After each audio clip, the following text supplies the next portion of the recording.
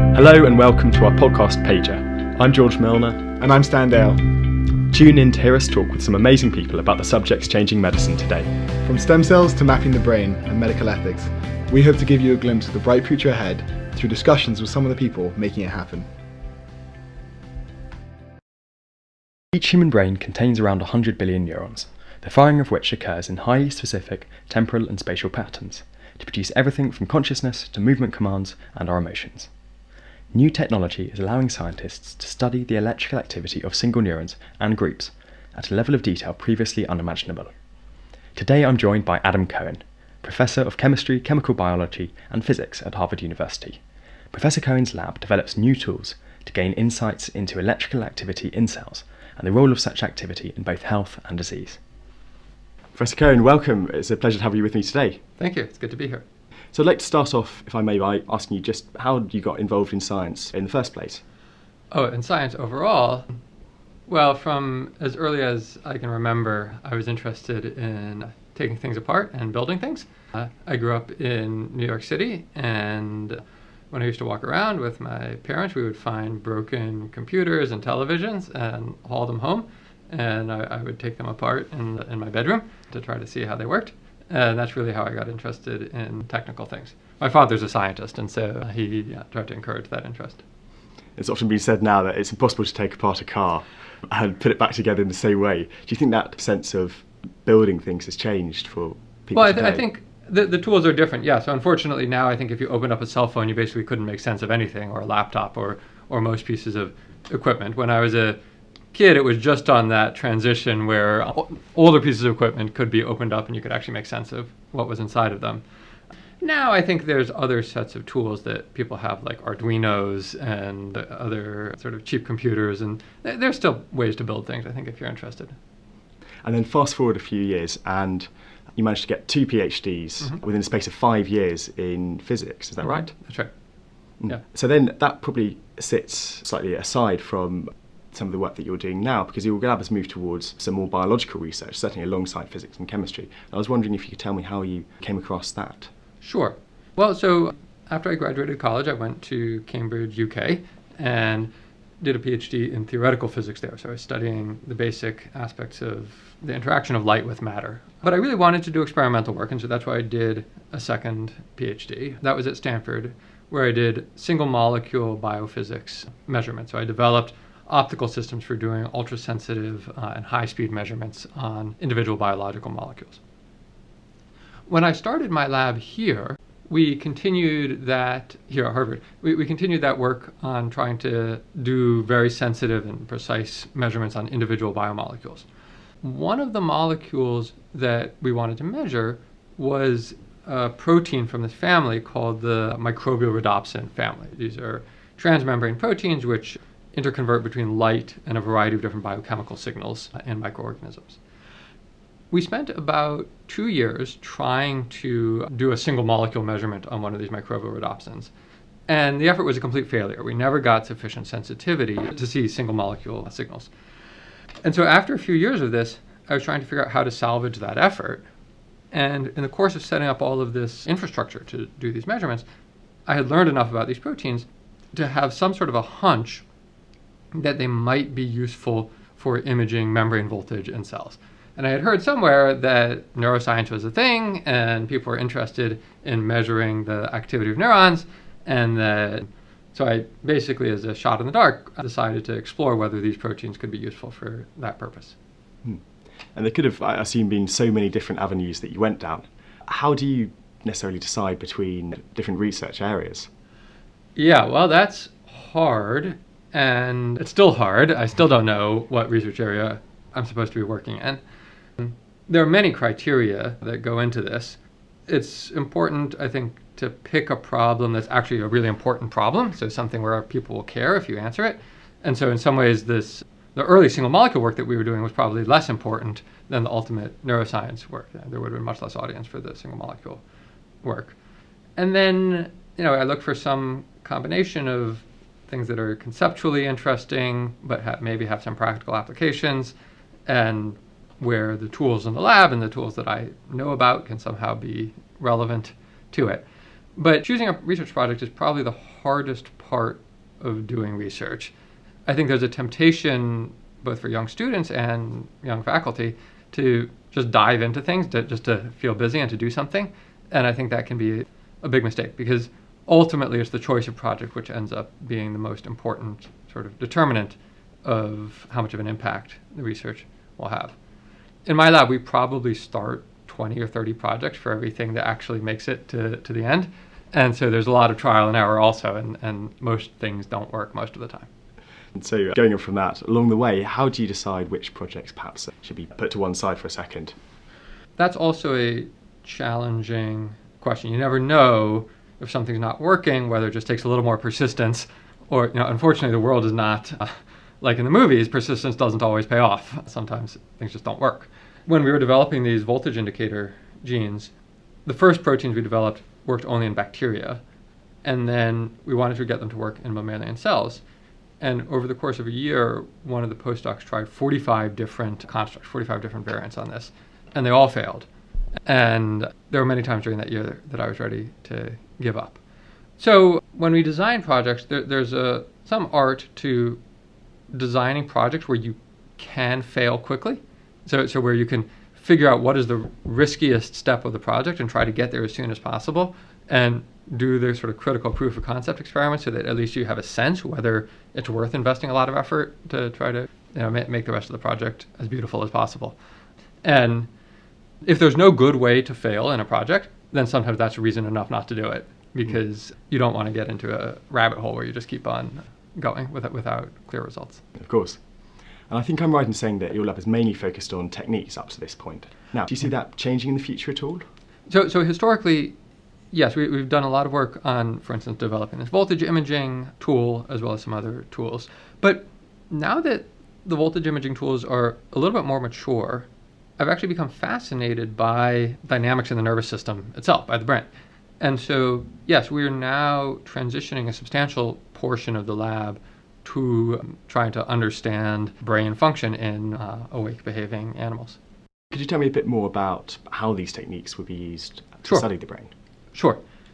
We've developed tools we developed a protein which you can express in a neuron. And this protein, it's derived from a microorganism which lives in the Dead Sea. The protein is a little bit fluorescent, and its fluorescence is very sensitive to the voltage on the membrane in the neuron. Now, our neurons communicate with electrical impulses, little changes in the membrane voltage. They last about 1/1000th of a second. They're about 1/10 of a volt tall, and that's the internal language of the nervous system. So all of our thoughts and feelings are encoded by these electrical impulses. Historically, it's been very difficult to measure these impulses because you can't see electricity. It's just like if you look at a telephone wire, you can't see the voltage in the wire. And so people have stuck little probes into the cells or tried to measure it with other physical devices, but that's destructive and it's very low throughput and it's very difficult to do. With these proteins that we've developed, you can now look in the tissue and you can directly see the electrical activity in the neurons. So over the last 5 or so years, we've worked on developing a technology platform to visualize electrical activity in brains. And so there's really 3 parts to the platform. There's the molecular tools, these proteins which we've engineered now to interconvert between neural activity and light. There are specialized microscopes. So the brain is very cloudy. It's a tangled jumble of axons and dendrites and blood vessels and so on. And so it requires very highly specialized microscopes in order to extract these very fleeting and dim signals. And then the third part of the platform is software. These experiments generate huge amounts of data, about 1 gigabyte of data per second. And so a lot of the effort in this project goes into making sense of and analyzing the data. And so we've developed this platform which now lets us look in the brain of a mouse or a fish. And if it's a mouse, we can tickle its whiskers and we can see patterns of activity in its neurons. And this gives us a unique insight into how the neurons are transforming their inputs to their outputs. So what does this tell us more than, for example, electroencephalograms and functional MRI that are currently used to study the brain? That's a great question. So there are a variety of techniques for probing the brain, and each has its domain of applicability. In humans, you can use electroencephalograms or functional MRI. And these techniques are wonderful because they're non-invasive, so you can do it on a person. They tell you about the average activity of millions or more of neurons. And so when you stick an electrode on the surface of the skin, on the skull, you're hearing the roar of the crowd. And similarly with fMRI, there you're probing changes in blood flow associated with the increased metabolic demand of regions of the brain that are active. So fMRI is good for telling you which parts of the brain light up when you are performing a particular task, but it doesn't tell you anything about how the neurons within that part of your brain are actually performing their computations. There are other techniques that people have developed for imaging brain activity at the single cell level. Most famous is people have developed great techniques for calcium imaging, where you can use a sophisticated microscope to image the calcium signals which develop in neurons when they fire. And that's a great technique for doing single cell resolved measurement, but it has very low time resolution. So it has a time resolution of about a second or a half a second, whereas when a neuron fires, that impulse is 1/1000th of a second. And so if you care about the fine-grained details of what the neurons are doing, you really want to see the voltage. So evidently with very precise techniques such as this, it's probably quite hard to look at 100 billion neurons simultaneously. So what stage are we at currently with the sort of numbers of neurons that we can look at? That's right. Yeah. So there's always trade-offs. And if you're trying to image at very high speed with high sensitivity, you end up with a restricted field of view. And so in my lab, we've, in live animals, imaged up to about 10 neurons at a time. When the neurons are distributed in culture, we can image 100 or 200 at a time. There was recently a paper in Science just last week from another group also working on voltage imaging, where they were able to image up to about 40 neurons at a time, which is a pretty good advance. Prior to this, the most people had been able to record with patch clamp recordings was about 2 neurons at a time. So on the one hand, getting from 2 to 10 and now 40 is a huge advance. On the other hand, a mouse brain has 75 million neurons, and so there's still a long way to go. And so a lot of our efforts now are devoted towards improving the molecular tools and the microscopes so that we can try to image from large numbers of neurons in parallel. What would you say are the main barriers to studying larger numbers of neurons? Oh, well, there are many technical challenges to getting to large numbers of neurons. One is that you have to put a certain amount of light per cell in order to get enough photons out to get a useful signal. And if you then want to illuminate many cells, then the amount of light goes up, and at a certain point you fry the brain because you're putting too much laser power into the brain. That's one example. Another challenge is as you want to get deeper, well, the brain isn't transparent, and so you have light scattering, so it's cloudy. And so developing techniques to peer through the haze is another challenge. So fast forward maybe a few years, and what insights could this give us into the circuitry of the brain, moving up from a single cell level?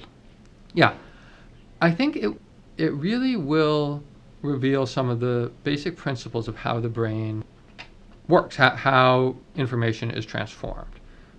And specifically, for instance, you could imagine looking in the visual cortex and showing an animal different visual scenes, and then you could see in great detail how different cells represent that visual information. I should have said one of the other aspects of this technology is that we can combine the voltage imaging with different optical perturbations to the cells. We can also use a laser of a different color to either stimulate cells to fire or to suppress cells from firing. And so having the ability to do optical input-output measurements and also sensory input and behavioral output measurements gives a richness to the data which would be hard to get by other means. And you can then test causality. So you can say, okay, if I activate this neuron at this particular time, what does the animal do? Or what happens to the activity of other neurons? And so it's like having a function generator and an oscilloscope, which are sort of the key elements if you want to figure out how a circuit works. You mentioned delving deeper into the cortex. Could it be possible to say, go through the layers of the cortex and deeper into a mouse brain then? Yeah, so depth is always a challenge with optical techniques. Right now, we're limited to just the very superficial layers of the cortex. And so the first thing we want to do is get to deeper layers of the cortex. We just started an effort in collaboration with some other labs to develop implantable microscope lenses which could get to much deeper brain regions through these little endoscopes, which would then, you could poke through brain tissue to get to deeper brain regions. But that's an early effort, and there'll be some technical challenges there. And do you have any particular goals in mind, for example, scaling this up to the human brain? Well, it will be difficult to do this in intact human brains for a few reasons. We have to genetically modify the neurons. And we don't do gene therapy in humans that much yet, and particularly not just for research purposes. You need optical access. And so having an animal with a relatively small brain is actually helpful here, because it would be harder to see deeper into a human brain. So I don't think that in the foreseeable future this set of technologies is going to make it into humans. But we have been using it already for a few years to study human brains. And we do this with human stem cell-derived neurons, which we study in the dish. And so the trick here is that all of the cells in our body are pretty much genetically identical. So we've been using these tools to study aspects of the human brain. And as I said, we can't get these tools into the human brain. And so we need to do it with human brain cells in culture. Now, of course, nobody wants to give a brain donation or even a brain biopsy for these research experiments. And so we had to find a different way to get human brain cells. It turns out that my colleagues in the stem cell department have developed tools for doing this. You can take some skin from anybody, and all the cells in our body are pretty much genetically identical. So every cell has the information for every cell type in your body. You can take the skin, and if you add the right factors, you can reverse the process of embryonic development and turn the skin cells into stem cells.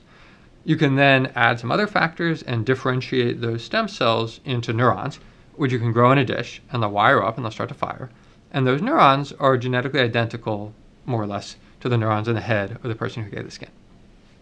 And so this, for the first time, gives you the ability to look at the neurons from a real person, and then you can have that person sitting there, and you can compare what you see in these neurons in the dish to what you see in that person. I mean, to the behavior of that person. You can do this on neurons derived from a healthy person, or on neurons derived from somebody with a genetically based disease of the nervous system. And to the extent that the disease acts at the level of the individual cells, there's a chance that you can see the disease mechanisms in the neurons in culture. And I've seen recently the rise of the N of 1 clinical trial where right. cells are taken from a patient and then exposed to a number of different drugs, for example, with cancer patients. That's right. So do you see the ability to look at the dynamic properties of neurons as a useful tool, perhaps in screening drugs that affect the nervous system? Yes, I do. This is something that we're actually doing. So about 5 or 6 years ago, I started a company with a friend and colleague in the stem cell department here, Kevin Egan, and a friend and colleague from Boston Children's Hospital, David Margulies. This company is called QState Biosciences, and the mission of the company is to develop treatments for patients with rare nervous system disorders. And we do this by making stem cells. So we sequence people, we make stem cell-derived neurons from them. We use this optopatch, this optical electrophysiology technology, to characterize the neurons. And then we either test already approved drugs, or we develop custom antisense oligonucleotide therapies, which are genetically targeted therapies, which you can then test in the neurons and then ultimately test in the patient. And this approach to developing new drugs, finding new treatments, can be much faster and more effective and more efficient than traditional drug development approaches, which makes it plausible and economical to try to develop drugs either for individual patients or for very small cohorts where there's only a small number of people. And so we've been doing this for a few years, and we're now going to the FDA with our first molecules for our first patient. So there's a kid who has a mutation, which has made him very sick, unfortunately, and we've developed an antisense oligonucleotide for his neurons, which looks effective in the dish. And so now we're beginning the process to set up the protocols to hopefully treat him. And designing new drugs in these circumstances, are there any dangers in scaling up what you've seen in a petri dish to a whole human brain with obviously a number of different neuronal subtypes? Yeah, so you have to be very careful when you do this. A neuron in the dish is a far cry from a neuron in the brain. And the tools that we've developed are not a silver bullet or panacea for all ailments of the nervous system. You have to be very careful in which indications you select and how you go about doing this. So we distinguish between what we call cell autonomous disorders, where you expect a mutation to have an effect at the level of the individual cells, versus more system-wide disorders where it might affect the wiring of the brain, for instance, which would be hard to capture in the dish. So part of the charm of using antisense oligos, these genetically targeted therapies, is that then the therapy is targeted directly to the underlying genetic root cause of the disorder. And so if you can fix the underlying genetic root cause, then you have a reasonable hope of thinking that you might be able to fix the symptoms in the patient. But yes, there's always, of course, the chance that things could go wrong in one way or another. And so part of the challenge with this personalized approach is how do you trade off the risks against the fact that these people otherwise might have no treatment options, and in many cases these diseases might be fatal. And so when the disease is sufficiently severe, then certain risks become acceptable. I suppose another issue that you could come across is making sure that these oligonucleotides actually access the cells in the brain. That's very different from a Petri dish, right? That's right. And so delivery is a challenge with these oligonucleotides. Part of what has inspired us and given us optimism here is that there has been a recent success of an antisense oligonucleotide drug for a disease called spinal muscular atrophy, SMA. So Biogen has a drug called Spinraza, which is an ASO drug, which seems to work incredibly well in these patients who otherwise would not have survived. And the drug, it's administered intrathecally, so it's administered directly into the cerebrospinal fluid, and it seems to get into the brain pretty well. That also helps avoid certain problems with immune responses to these drugs. And so probably at least in the near term, any antisense oligo treatment for the nervous system will be through intrathecal delivery. So right now I'm sitting with you in a Harvard lab, but you've also founded your own companies. How do you see the relationship between, for example, university research and industry? Sure. Both the university and industry in general have things that they're good at and things that they're not good at. And when it's carefully managed and everybody is attentive to the details, it can be a mutually extremely beneficial relationship. And that's been my experience. I think the research in my lab has benefited immeasurably from the company. And of course, the company wouldn't exist were it not for the research that had happened in the lab. The lab, it's a really good place for exploring new ideas and making discoveries and trying out far out things. But the lab is not a great place for systematic optimization and refinement of a technology, because people have to get their degrees and they want to move on. People want to do things that are sort of cutting edge as opposed to refinement. In the company, we can have teams of people and people specialize. And so we have real experts in each stage of the process. And so the company has done a fantastic job taking these fairly sort of baroque prototypes from my lab, both at molecular and instrumentation and software, and really ruggedizing them into industrial strength tools which can be used day and night. And that has benefited, I think, the community as a whole. Also, a decision that I've made for myself is most disease-related work happens at the company, whereas my sort of intellectual and academic interests are more towards the tool development and basic biology. And so that's another way that I keep a sort of clean line between the part of my head devoted to my lab and the part devoted to the company. And how do you approach differences in funding opportunities in those two areas? Well, both my lab and the company have totally different funding structures. My lab gets funded by foundations and by the government. The company gets funded by investors. The company also gets government grants, but from a different category, called small business grants, that my lab wouldn't be eligible for. So there's no real competition for funding between the two entities because they have very different sort of business models, so to speak. I should say that, and in order to avoid conflicts of interest, there are no funds that flow between my lab and the company in either direction. And we keep the activities pretty separate between the lab and the company. And moving on, if I may, I've heard from reliable sources that you build lots of the microscopes yourself in this lab. So having moved through in your career, how do you now balance running a lab with actually your own personal research interests? Well, that's a challenge. I mean, these days I don't do that much with my own hands. I go into the lab and I look at the setups and talk to other people about it, but the students do most of the actual work themselves.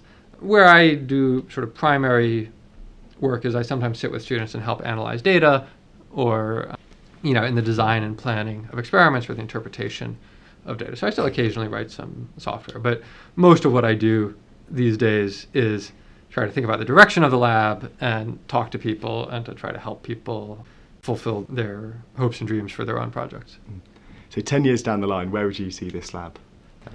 Oh, I got no idea. I mean, 10 years ago, we were a physical chemistry lab, shining lasers on different molecules that you could buy, from the Sigma Aldrich catalog. And I never would have guessed that we would have transgenic mice running around with windows into their brains.